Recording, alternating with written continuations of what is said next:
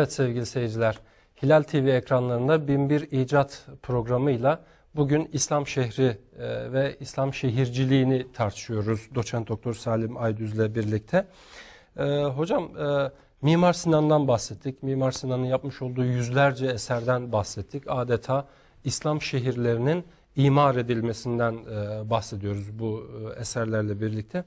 Bu bağlamda Sinan'ın belki bir eşi benzeri yok mimari dünyasında. Çok büyük bir usta, bir deha. Belki burada Türklerin şehirciliğe katkılarını da konuşmanın faydası var.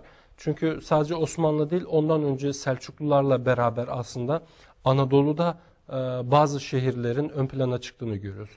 Konya, Kayseri, Sivas gibi. Önce Anadolu'nun merkezinde ama Selçukluların ilerlemesiyle beraber mesela İznik'in çok önemli bir role sahip olduğunu biliyoruz. İlk medreselerin İznik'te kurulduğunu biliyoruz.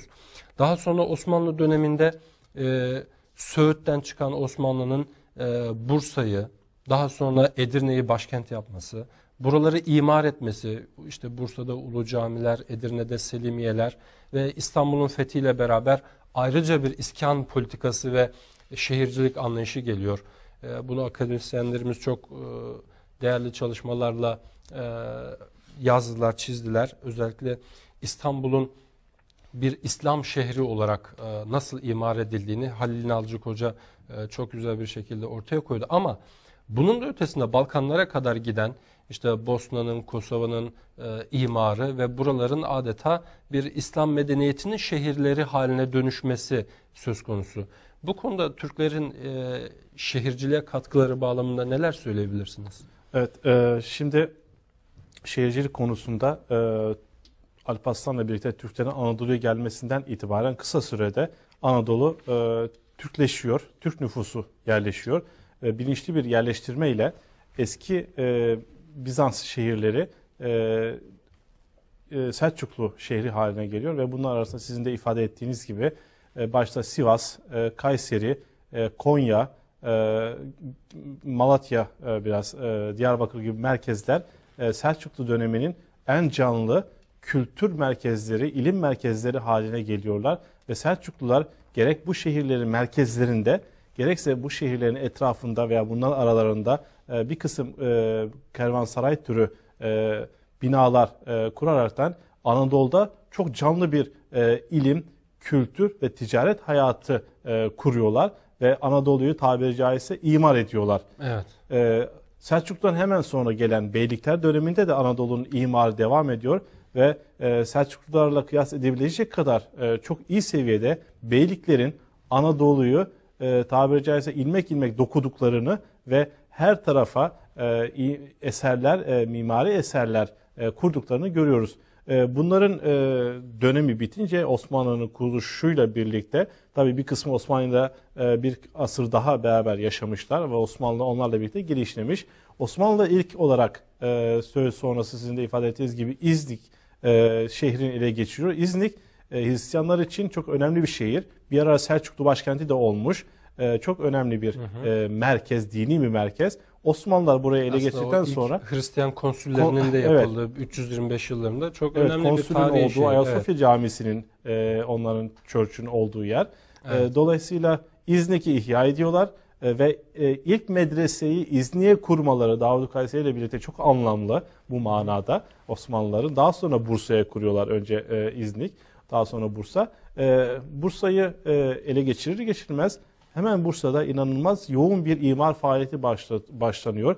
Yıldırım Beyazıt Darüşşifa kuruyor. Hemen akabinde Ulu Cami'yi inşa ediyorlar. Murat Hüdavendigar döneminde keza medreseler kuruluyor, ihya ediliyor. Daha sonra Edirne'nin yine Murat Hüdavendigar döneminde ele geçirilmesi de Edirne bir merkez hale getiriliyor ve burada hemen binalaşma başlıyor ve güzel medreseler, darüşşifalar kuruluyor. İstanbul'un fethiyle de Fatih Sultan Mehmet İstanbul'u artık başkent haline getiriyor ve dünya merkezi, dünya başkenti olması bağlamında burayı ihya ediyor. Fatih Külliyesi ile beraber onun etrafındaki devlet adamları ve ilim adamları da kendi camilerini, medreselerini, hamamlarını, kütüphanelerini vesaire kuruyorlar. Şunu söylemek yanlış olmayacaktır.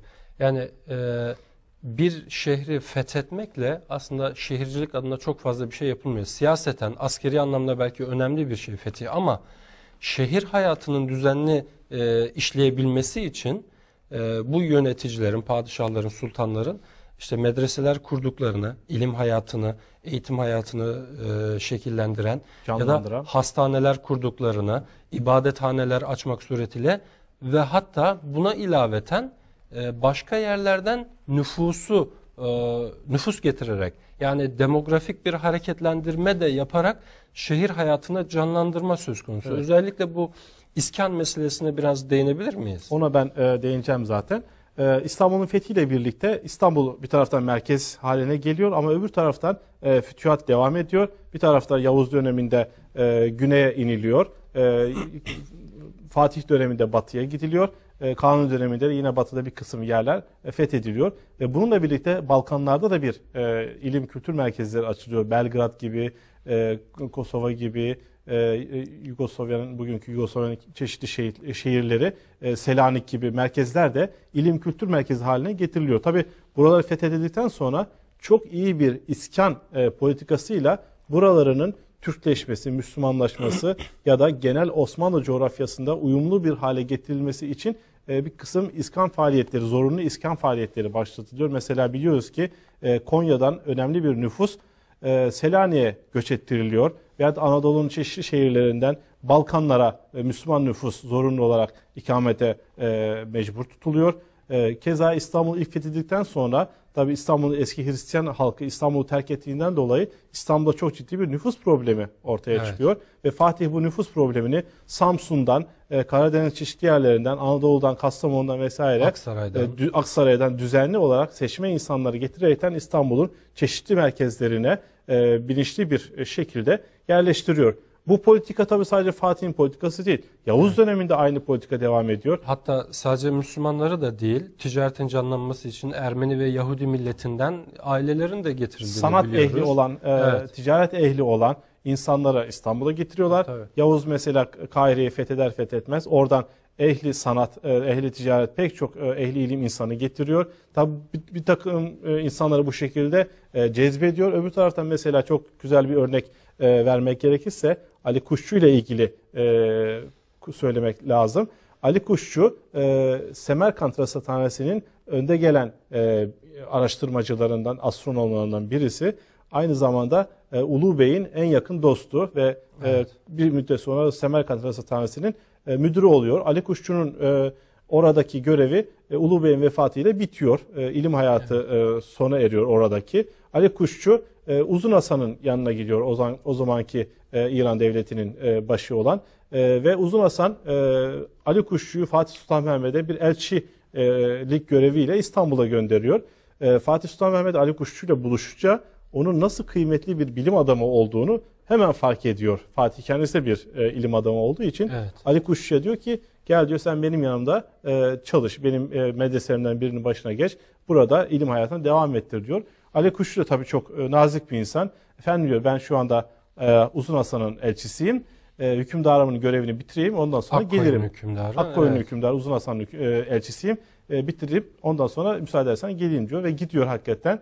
Dönüşte Fatih onun gelmesini istediği Ali Kuşçu'nun geldiğini haber alınca her bir konağında kendisine verilmek üzere 1000 altın tahsis ediyor.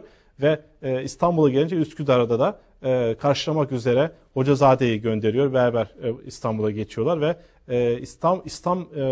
Osmanlı medreselerinin kuruluşunda çok önemli bir kilit rol oynuyor. Medrese teşkilatını ve ders programını kuruyor ve bir takım kitaplar yazaraktan medreselerde okutulmasını sağlıyor. Dolayısıyla böyle ilim adamlarını da davet ederekten İstanbul'u, yani şehirleri birer kültür ve ilim merkezi haline getirme yönünde çok önemli ve çok hassas bir politika takip ediyorlar. Sanat erbabını, ilim adamlarını ve gerekli kurumları da inşa etmek suretiyle şehre bir canlılık getirdiklerini söyleyebiliriz. Aslında kamuoyunda böyle zaman zaman dillendirilen bir husus var. O aklıma geldi şu anda. Sanki böyle Anadolu'da Osmanlı herhangi bir şehircilik adına bir eser bırakmamış gibi bir anlayış var. Yani neden Osmanlı işte İstanbul'a ya da Balkanlara daha fazla eser bıraktı gibi bir anlayış var. Anadolu'yu imar etmedi gibi. Oysa ki sizin bu konuşmanızın ilk başından anladığımız şey Selçukluların zaten bu dönemde buraları imar ettikleri. Evet. Dolayısıyla Osmanlı'nın bu noktada bir ihtiyaç hissetmediğini söyleyebiliriz herhalde. Aslında tabii Selçuklu mirasını eline alan Osmanlı Anadolu'yu mamur bir şekilde buldu. İhtiyaç olan yerlere yine bir takım binalar yapıldı ama kesinlikle asıl yatırımını Balkanlara yaptığını söylemek, bugün Ekrem Hakkı Ayverdi'nin Balkanlar üzerine yaptığı çalışmalarda Balkanlardaki Osmanlı eserlerin sayısının 15.000 küsür olduğu, yani 15.000 küsur sadece Balkanlardaki evet. Osmanlı bugüne kalan Osmanlı eserleri, ki bu muazzam bir rakamdır. Kesinlikle. Osmanlı'nın gittiği yere medeniyet götürdüğünü, insanlık götürdüğünü, aslında bunu genellemek lazım. İslam devletlerinin gittikleri her yere medeniyet götürdüğünü, insanlara hizmet götürdüğünü ve yaşanılabilir yerler kurduğunu görmek açısından, göstermek açısından son derece önemlidir. Bugün Balkanlarda mesela bizim gittiğimiz bir şehir olan Üsküp'e gittiğiniz zaman Osmanlı'nın hala oralarda yaşadığını, Osmanlı evlerinin Bursa'dan farklı olmadığını, Osmanlı mimarisinin, Osmanlı hayatının oralarda olduğunu görmek çok mümkündür. Ya da bir Mostar Köprüsü'nü düşünecek olursak, evet.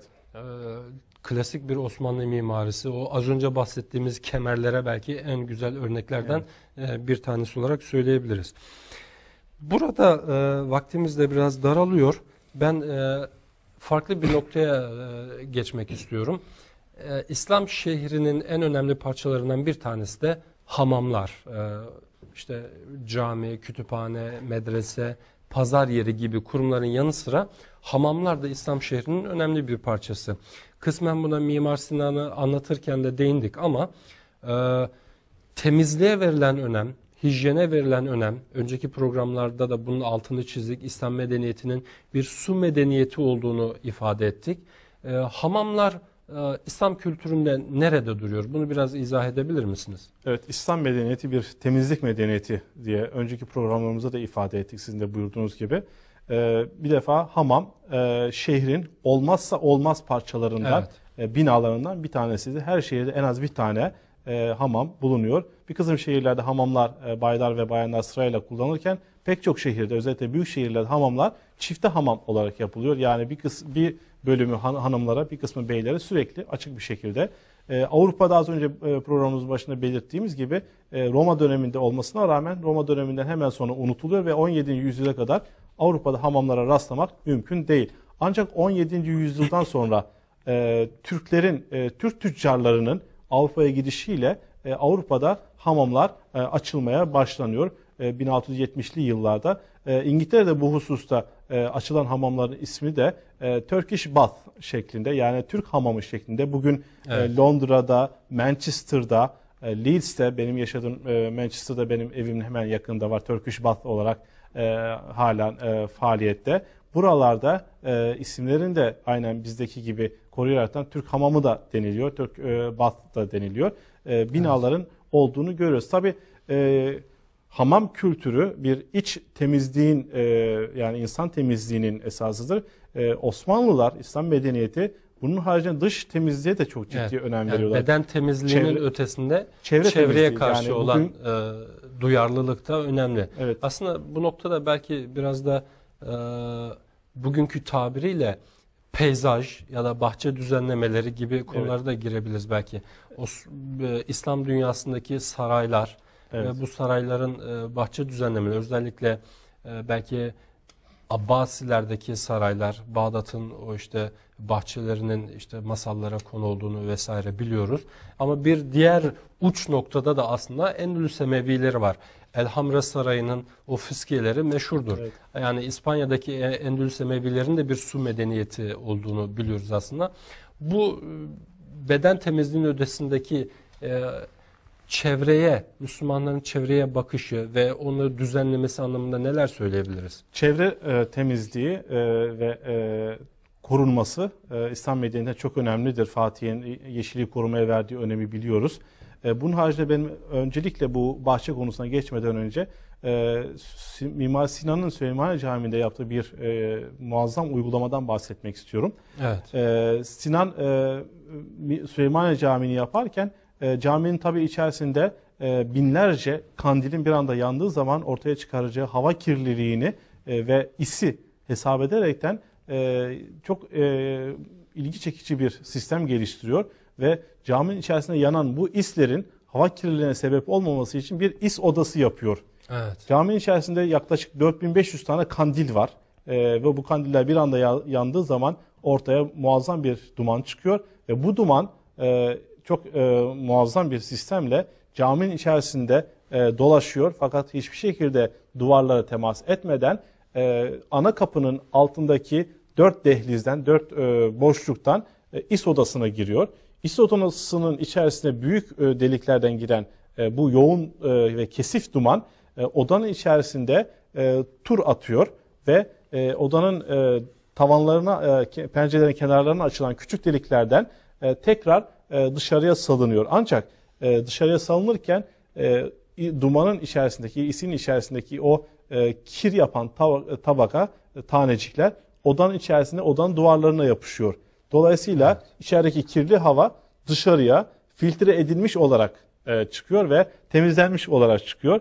Kalan is de, duvarlara yapışan is de daha sonra da hattatlar tarafından mürekkep olarak kullanılıyor. Dolayısıyla bu 15. 16. asırda çevrecilik adına yani yapılan en büyük uygulamadır. Sadece bu değil, Osmanlılar sokaklardaki temizliğe de dikkat ediyorlar. Sokaklardaki hayvanların korunması, mesela kuş evleri yapıyorlar. Yaban hayvanları için vakıflar kuruyorlar. Göç eden hayvanlar, yardıma ihtiyacı olan hayvanlar için vakıflar kuruyorlar. Sokak köpekleri için affedersiniz vakıflar kuruyorlar. Kedilerin beslenmesi için vakıflar kuruyorlar ki bugün Avrupa bunlara daha yeni yeni başlıyor. Ki Osmanlı ve İslam medeniyeti bunları çok önceden düzenlemiş. Ve sokakların görüntüsüyle beraber evlerin görüntüsü, bahçelerin görüntüsü de muazzam bir şekilde dizayn edilerekten en güzel bahçecilik İslam medeniyetinde oluyor. Bağdat'ın sarayları ve bugün halen ayakta olan Elhamra Sarayı'nın bahçesi ve o bahçelerde yapılan fıskiyeler, otomatik fıskiye sistemleri keza Müslüman bilim adamları ve icatçıları tarafından keşfedilmiş. O fıskiyeler Beni Musa kardeşler tarafından yapılan, evet, Elhamra Sarayı'nda yapılan aletler bugün hala çalışır halde bulunmaktadır. Evet. Dolayısıyla biz programımızda belki detaylarına giremiyoruz ama Süleymaniye Camisi, Mimar Sinan'ın bu ince düşünceler aslında bir taşla birkaç kuş vurma anlamına geliyor. Yani hem çevre düzenliği açısından caminin içerisinin temiz tutulması, hem o mürekkebin kullanılması, israf edilmemesi, o dumandan bile, isten bile faydalanması. Ama sadece cami içerisinde, ibadethanelerde değil, bahçelerde de, fiskiyelerde, sulamalarda da bu ince düşüncenin hakim olduğunu görüyoruz. Evet sevgili seyirciler, İslam şehirciliği adına belki söylenecek çok şey var. Bizler burada gerçekten bir özet ve belki de izleyicilerimiz için hayret uyandıracak, kafalarında biraz soru işareti oluşturacak bir şeyler söyleyebilirsek bu bizim için bir mutluluk vesilesi olacaktır. Belki bu vesileyle de insanlarımız bu konuları daha derinlemesine araştıracaklar ve belki bizim burada izah edemediğimiz hususlara da mutlaka ulaşacaklardır. Süleymaniye Camisi hakkında ben çok detaylı çalışmalar olduğunu biliyorum. Trigonometrik hesaplardan tutun akustiğine kadar ciltler dolusu eserler bulmak mümkün. Ama biz bunları burada kısaca zikretmekle geçeceğiz. Detaylarına inemeyeceğiz. Son olarak bu kitabımızı nasıl temin edebilir izleyicilerimiz? Bu konuda da bilgi verirseniz kısaca memnun olurum. Biz burada özünü verdiğimiz bilgilerin geniş ve detaylı bir şekilde kaynaklarıyla zikredildiği hali bu kitapta var. 1001 İcat, 1001 Buluşlar kitabını almak isteyen seyircilerimiz bizim 1001 icatla ilgili yaptığımız web sayfasına bakabilirler. Web sayfamız www.1001inventions.com sayfasından kitabı ve posterleri elde edebilirler. Bize e-mail atmak isterlerse e-mail adresimiz şu şekilde info@1001inventions.com, ekranda da zannedersem yazılıyor bu. Ayrıca telefonla ulaşmak isteyen seyircilerimiz için 0044 78 78 48 39 34 telefondan bize ulaşabilirler. Ayrıca kitabın İngilizce eğitim yapan okullara ulaştırılması konusunda bize sponsor olmak isteyenler de her bir kitap başına 30 sterlin olmak üzere bize yazaraktan veya telefonla irtibat kuraraktan İngilizce eğitim yapılan okullara bu kitabın ulaştırılmasını sağlayabilirler. Ayrıca bu posterleri de herhalde okullara Posterlerde keza gönderebiliyorsunuz. okullarda kullanılıyor. Pek çok okul bu posterleri İslam bilimiyle ilgili kısa ve önemli bilgileri elde etmek açısından alıyorlar. Temin etmek isteyenler kendileri için veya okullar için bize keza bu adreslerden ulaşabilirler. Evet, Doçent Doktor Salim Aydüz Beyefendi'ye çok teşekkür ediyoruz bu verdiği bilgilerden dolayı. Sevgili seyirciler, programımızın bu 5. bölümünde İslam şehir hayatını, Müslümanların, Müslüman bilim adamlarının şehircilik anlamında yapmış oldukları katkıları, mimaride, peyzajda ve diğer alanlarda yapmış olduk katkılara değindik. Bir sonraki bölümümüz coğrafya üzerine olacak. Özellikle coğrafyacılık, haritacılık, Müslümanların dünya algılaması üzerine olacak ve bu konuda yine uzman görüşlere başvuracağız. Bir sonraki programda görüşmek üzere. Sağlıcakla kalın.